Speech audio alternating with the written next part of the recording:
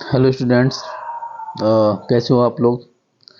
Hello friends, आज हम बात करते हैं एग्री विद कीवर्ड्स में। हम बात करेंगे आज प्लानिंग ऑफ ओचार्ट की। ये क्या होता है इसके बारे में हम थोड़ा सा डिस्कस करेंगे। तो सबसे पहले हम बात करेंगे कि ये ओचार्ट क्या होता है। ओचार्ट का मतलब होता है कि एक ऐसा एरिया या एक ऐसा क्षेत्र जहाँ पर केवल, या हम कह सकते हैं जहाँ पर फ्रूट्स क्रॉप का कल्टीवेट किया जाता है, यानी कि ऐसा एरिया जहाँ पर केवल फलों की खेती की जाती है, उसे हम क्या बोल सकते हैं, ऑर्चर्ड बोल सकते हैं। ठीक है, तो थोड़ा सा देखेंगे तो ये आप लोग थोड़ा सा मैं से ऐसे कहता हूँ।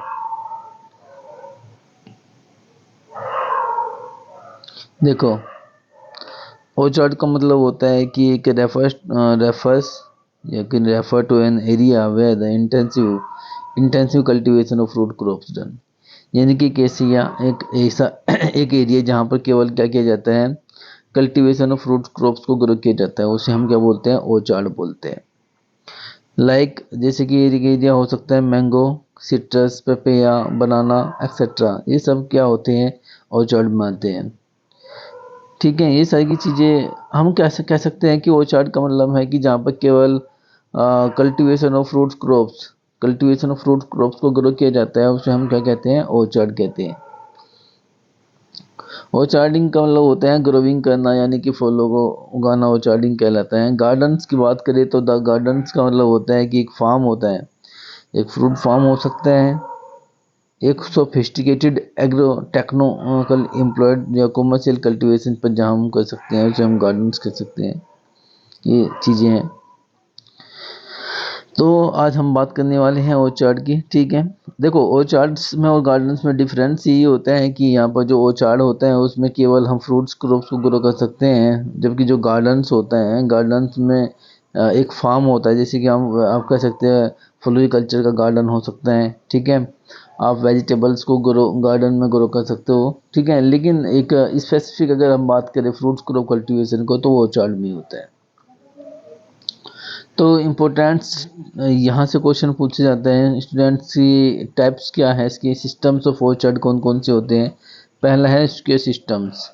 Square systems most commonly use करने वाला एक मेथड है, इजी मेथड है, इजी लेआउट फील्ड है इसका। ठीक है, इसमें plant to plant and row to row distance क्या होती है, सेम होती है, यानी कि plant to plant and row to row distance का मतलब क्या होता है student, sorry, plant to plant and row to row, इसे समझो पहले।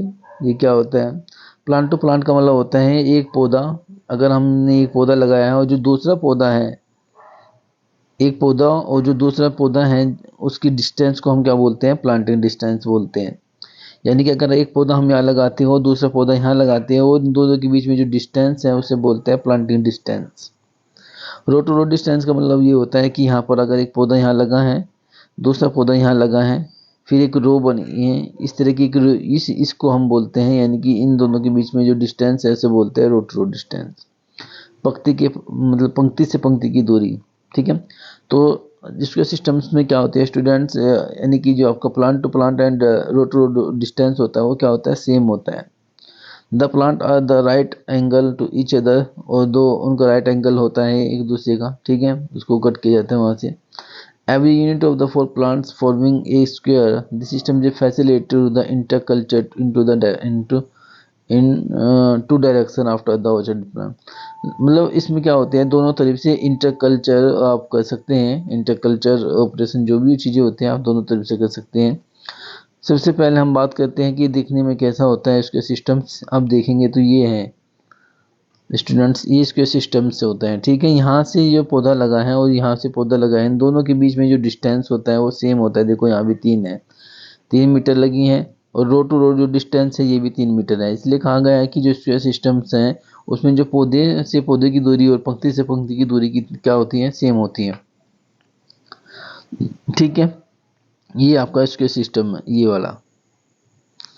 दूसरा, इसके लाभ और हानि की हम बात करें तो आप देखें तो क्या है, सबसे पहले इसके एडवांटेज की बात करते हैं।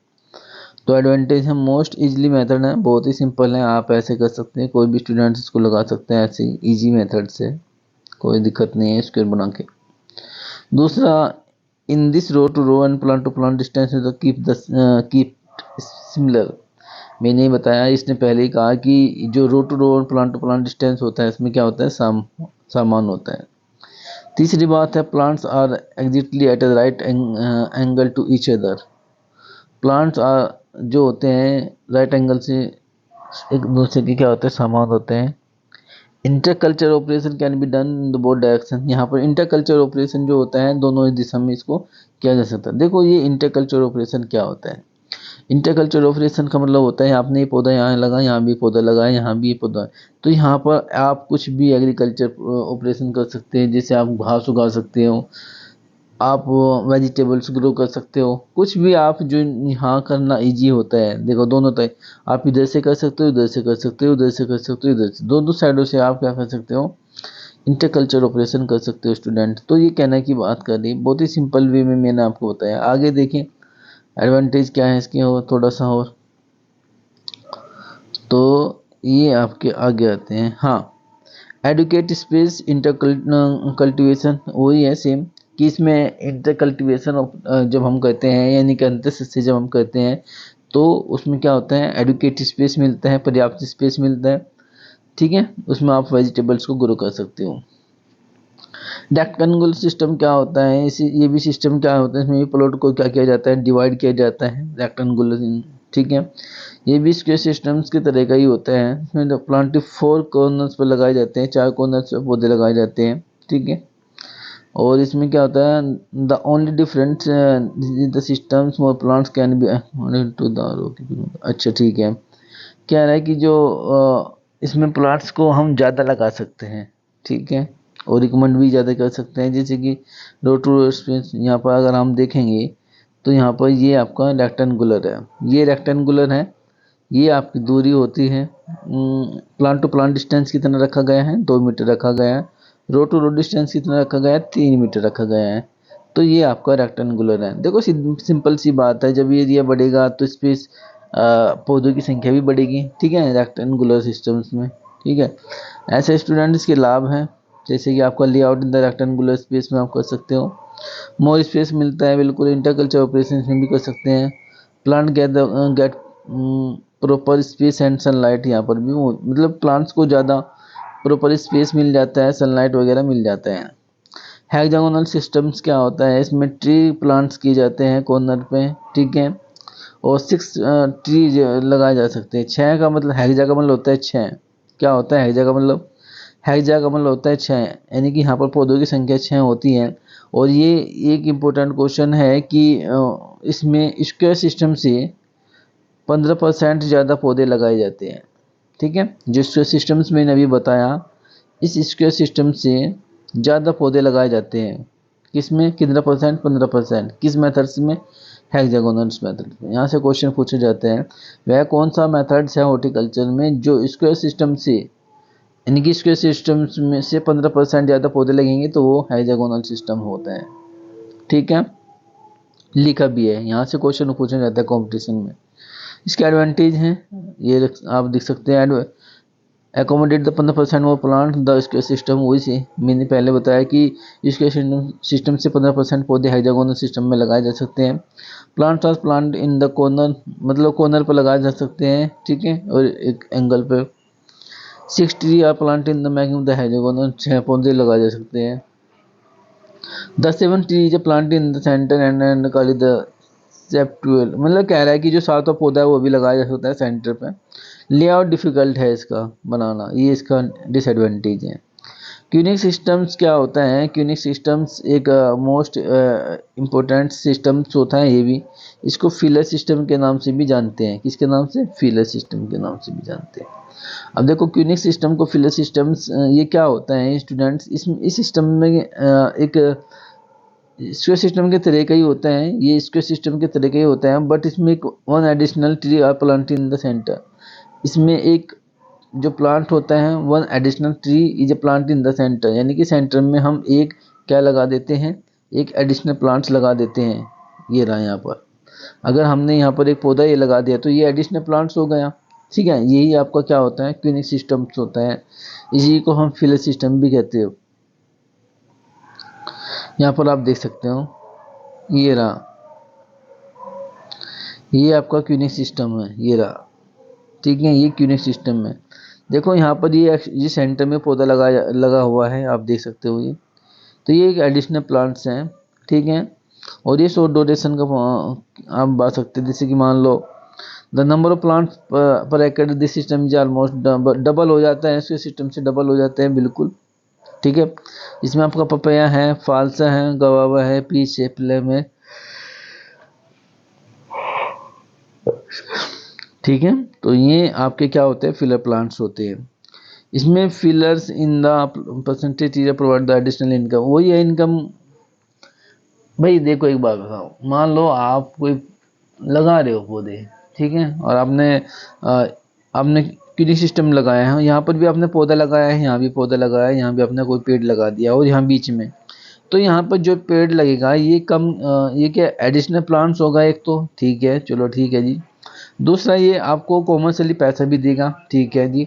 और ये शॉर्ट ड्यूरेशन का होगा, यानी कि जब ये प्लांट्स, मान लो अगर आप यहाँ कोई पौधा लगाते हो मैंगो का, ये तो 10 साल में फ्रूट्स देगा लगभग, लेकिन ये 7 साल में दे देगा, 5 साल में, इससे जल्दी फ्रूट्स डबल देने का काम करेगा ये। कंटूर सिस्टम्स क्या है? कंटूर सिस्टम आप सब जानते होंगे, पहाड़ों पर उगाया जाने वाला सिस्टम इस तरह का ये कंटूर सिस्टम है। स्लोप एरिया जो होता है, पूछा भी जाता है कि कंटूर सिस्टम कहाँ अपनाया जाता है, तो आपको बताना है कि ये पहाड़ों पर अपनाया जाता है। कहाँ पर? पहाड़ों पर, हिल स्टेशनों पर। प्लांट्स को कैसे लगाते हैं? स्लोप में लगाते हैं, यहाँ पर इस तरह ऐसे। ये क्या हो गया आपको, क्योंकि जो हिल होता है या पहाड़ जो होती हैं, वहाँ की जो लैंड होती है वो क्या होती है, वो लेवल में नहीं होती है, वो स्लोप होती है, ढलान वाली होती है, ठीक है। ट्रायंगुलर सिस्टम्स में यहाँ पर एक प्लांट्स हम लगा देंगे, यहाँ पर लगा देंगे, यहाँ पर और यहाँ पर भी, मतलब ये ट्रायंगुलर सिस्टम हो जाएगा। तो आप इसे इजीली समझ सकते हो, कोई दिक्कत नहीं है इसमें। This in this system the tree are the plant in the square system, but the plant is the second, fourth and sixth and such other alternative row the plant to plant 1, 3 and 5। तो आप इस plants को आप 2, 4, 6 के रो में लगा सकते हो, या फिर आप अल्टरनेटिव रो में लगा सकते हो 1, 3, 5 के हिसाब से। तो ये सारी चीज़ें इसमें हैं। और ये कंट्रोल सिस्टम कहाँ पर होते हैं? ये आपका हिली एरियाज में होते हैं, मैंने पहले बताया, पहाड़ों पर होता है, जहाँ पर स्लोप होता है, ढलान होती होती। ये था आज के लिए स्टूडेंट्स। ये अगर किसी स्टूडेंट को कोई डाउट है तो वो कमेंट में लिखिए। ये इंपॉर्टेंट टॉपिक है, आप प्लानिंग ऑफ ऑर्चर्ड्स, इसे आप इजीली करेक्ट पढ़ सकते हो, याद कर सकते हो। डायग्राम जरूर याद करना स्टूडेंट, डायग्राम के साथ अगर आप इसे पढ़ोगे तो आप इजीली इसको अच्छे से पढ़ पाओगे। तो आज के लिए इतना ही। अगर आपको मेरी वीडियो अच्छी लगती है तो मेरे चैनल को सब्सक्राइब कीजिए, वीडियो को लाइक कीजिए और आप कमेंट कीजिए, ठीक है। कोई भी किसी भी तरह की दिक्कत हो तो मैं आगे आपको बताऊँ, ठीक है स्टूडेंट। और थैंक यू एवरीवन।